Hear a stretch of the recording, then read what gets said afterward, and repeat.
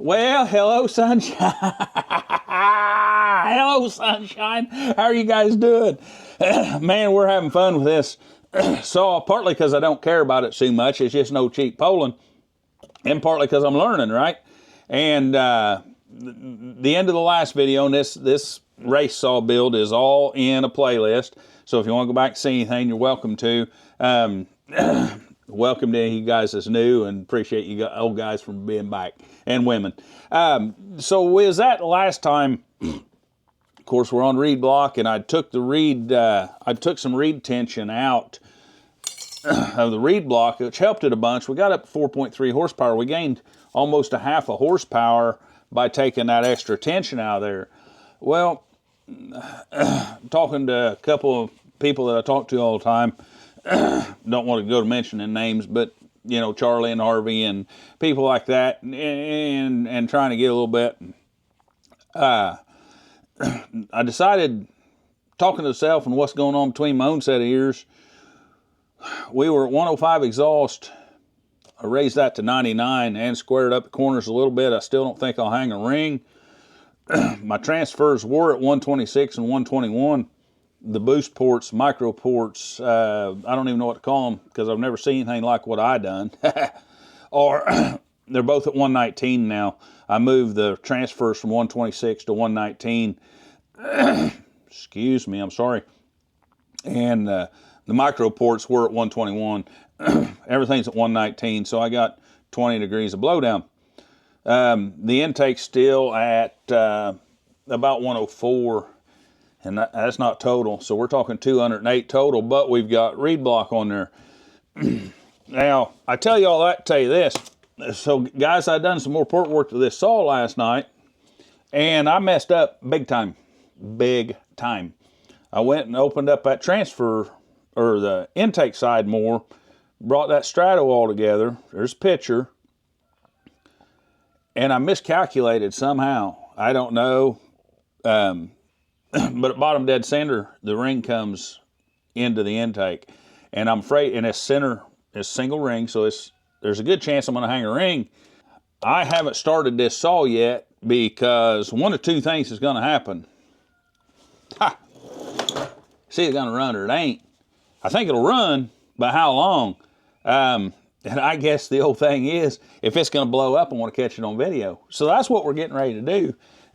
We're getting ready to start this saw up on video and see if she holds.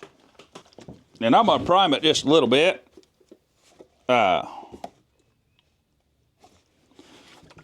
Just so I ain't gotta pull my guts out. I hate to hang a ring while I'm pull starting it. I'd at least like to get it to pop off. If it's gonna hang a ring, I want to do it when it's running. I don't know. Cross your finger, depends on what you want to see. Cross your fingers that it blows up or cross your fingers that it runs. I really don't care which.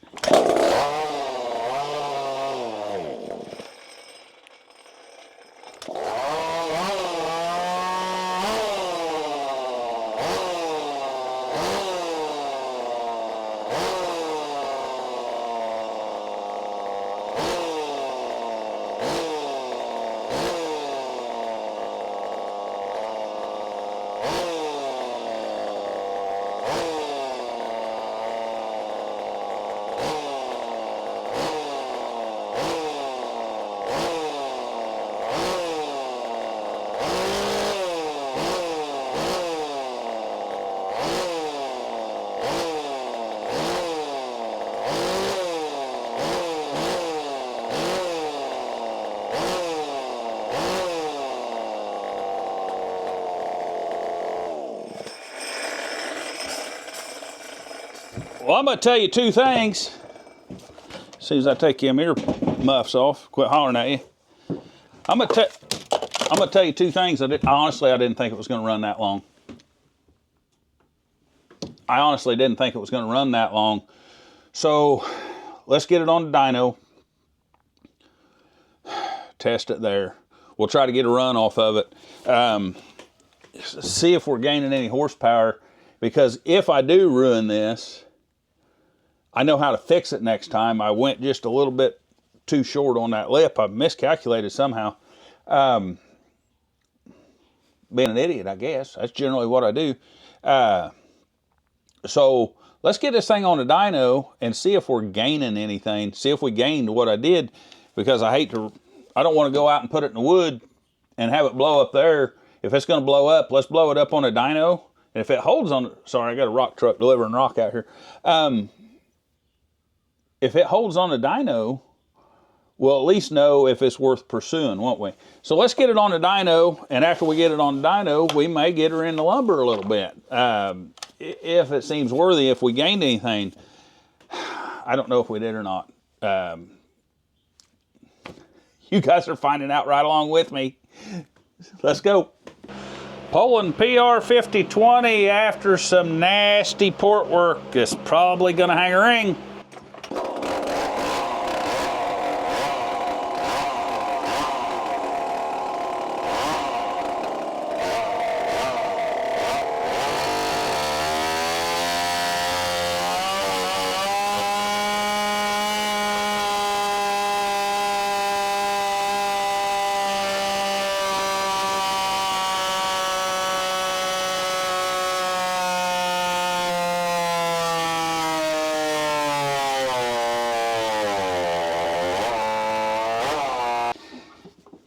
Well, we don't know why the kill switch didn't work, and it also either went lean or my throttle wasn't returning back to idle, which either one's a possibility, because I've got this daggum makeshift I've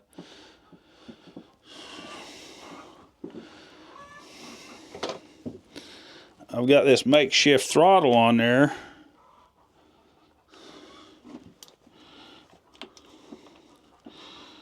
Boy, those, oh, yep, we got a spade connector come off on the kill switch.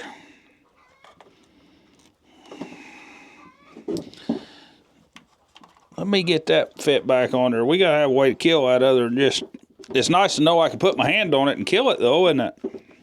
I'll be honest with you, it's kind of unhandy here in my little cubby hole working on chainsaw wall strapped to the dyno. It'd be nice if I'd had more room. It's a good steady working environment. But you can see I just don't have any room here. I barely got enough room. I turned it sideways today just to hook just so I can get to these bar nuts easier. I think we got us a kill switch again. That's them good shrink spade connectors. I don't know if we run lean. It almost sounds like it run lean. It may be running, I had the idle set up. We may need to back out. I'm gonna back that idle out some. It looks like my throttle's, yeah, it's going back to 0. I don't know. But I can tell you, preliminarily, I had another 300-400 RPMs on the dyno, on the, it was reading up to 8,500 on this Hall effect sensor, which is off by a factor because it's reading the reduced side, and then it's doubling. It's got two Hall effects. Yeah, it's got 2 magnets on that one Hall effect sensor. So the RPMs up there is off by a factor. But suffice it to say, we was running, oh, I don't even remember, 100%. We was running 81, 8,200 on it before at about, on the scale, which was about 4 something, but it was actually like 1 point, you know, just a little over a foot-pound of torque. I was up to 8,500. You can divide that by 0.7. So we went from about, trying to do quick calculations here in my head while I'm talking to you guys. Let's say we put 300 RPMs in it, divide it by 7.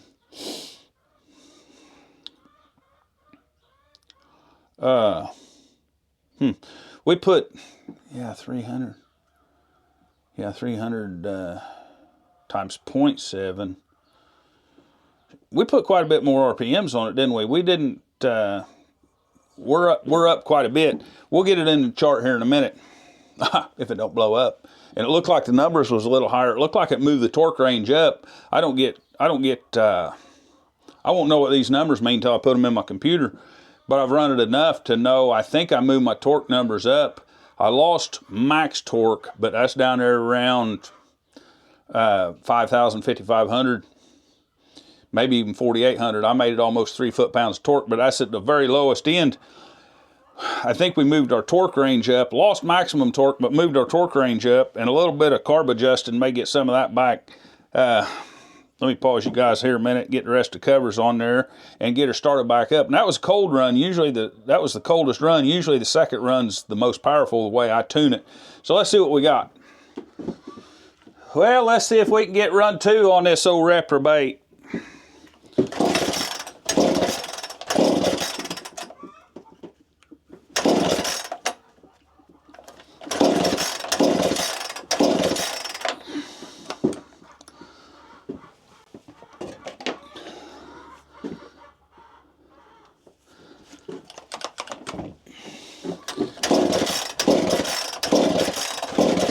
Uh-oh.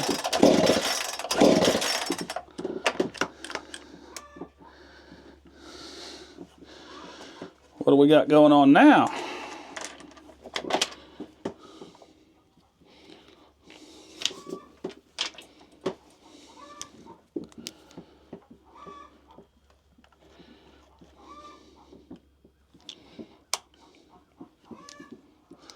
Well, I wonder if I had that off the whole time. Huh.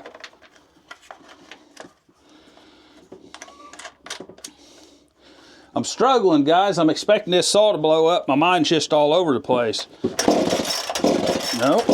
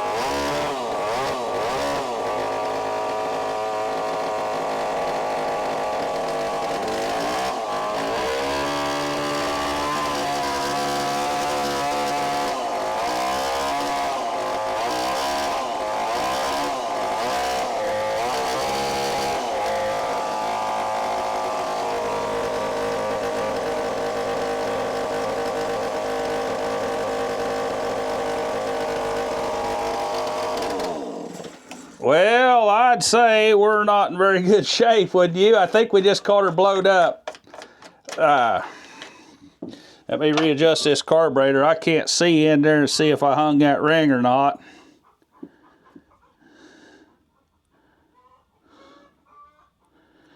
Boy, that low jet was way out. I wonder if I screwed with it that bad.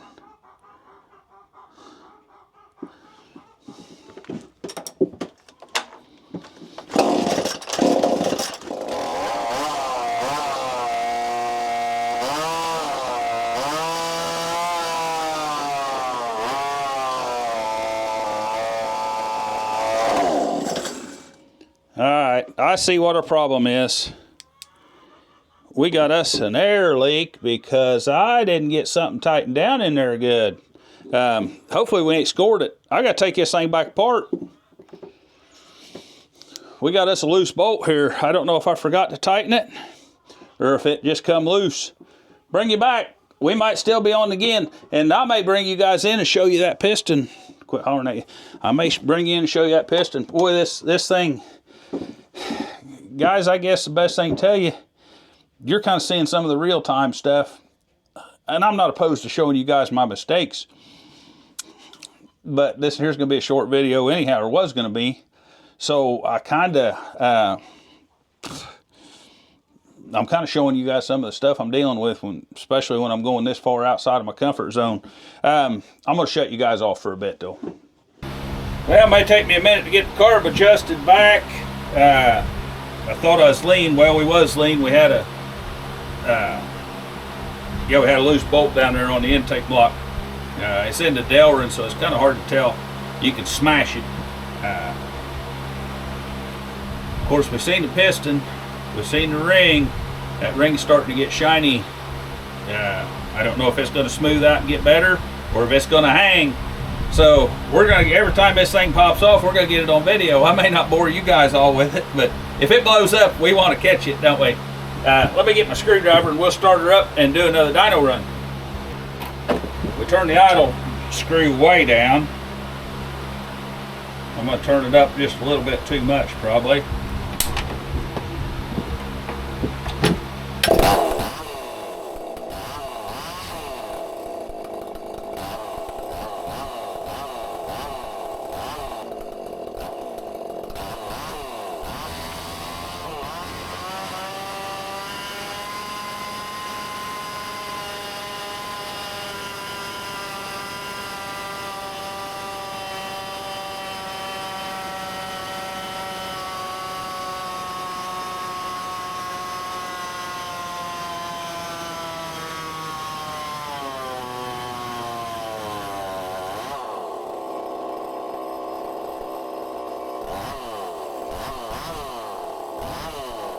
$200 and 223 on head temperature. We're not too bad. Let's go see what kind of numbers we got. Ha! Lost impulse. I gotta fix that proper. It'll be a while. But anyhow, I think we got an idea where it run. We'll have us a good dyno run or two. I don't think we blew it up yet. I've been messing around with it so much. That impulse line was glued into that Delrin and it come loose on me, so we actually sucked a little bit of wind there too. Hopefully I don't lean run this thing. I'm running 40 to 1 amps oil, so I think we're oiled up good. I think that's the only thing saving me is running good oil right now. Guys, we'll run some dyno stuff on here, see if it's worth messing with anymore. All right, everybody, thanks for hanging around. What we got you the dyno results off this bad pork job. I done went terrible. Done messed the cylinder up. We're going to keep running it. We're going to keep playing with it till we blow it up, which can't be very long. Maybe losing a little bit of horsepower to it. Maybe not either. So we're going to compare that to where we was at stock. 3.08 horsepower stock, which is your blue line. 2.13 foot-pounds of torque, we was stock. So we've put in a set of reeds. We've adjusted the reeds, and now we went back in and nastied up the portwork a little bit. Raised the exhaust. Reshaped the upper transfers, and absolutely made a mess out of the intake. But even at that, we gained horsepower. We're up to 4. So what I did was on the right track. I did a bad job at it. That's all there was to it. But we gained a little bit more horsepower. We're up to 4.46 horsepower, which is a 44.8% gain over stock. But let's compare it to where we was before. See how much we gained on the last iteration. Where we was at on the last iteration, what we gained here was right up here in the usable, in the race, in the wood cutting. I don't care if it's firewood saw or race saw. What we gained was all up here in the usable RPMs, wasn't it? We actually, the numbers don't do it justice. The previous version was at 4.31 horsepower. Now we're at 4.46, which is only 0.15, right? A tenth and a half. We went from 2.96 foot-pounds down to 2.9 foot-pounds. All right, so we actually went down a little bit on torque, and we only went up a tenth and a half on horsepower, but actually we went up right here. We went up daggum near half a horsepower, 4 to 4.5, right here in this usable area. We moved that at least 1,000, 1,500 RPMs higher in the cut. So we're on the right track. if I ruin this cylinder, I think we'll probably go back to this spot. But let's do some other things, guys. I appreciate it. If you appreciate what I'm doing here, if you like seeing them, let me know. Give me a little encouragement down there. I don't care how big and tough you are or think you are. It's nice to hear that other people like seeing what you're doing. Makes it worthwhile doing. Guys, if I earned her, give her the old hitchhiker. If I didn't, mash your Julius Caesar on me. Consider subscribing if you want to see more stuff. I appreciate it.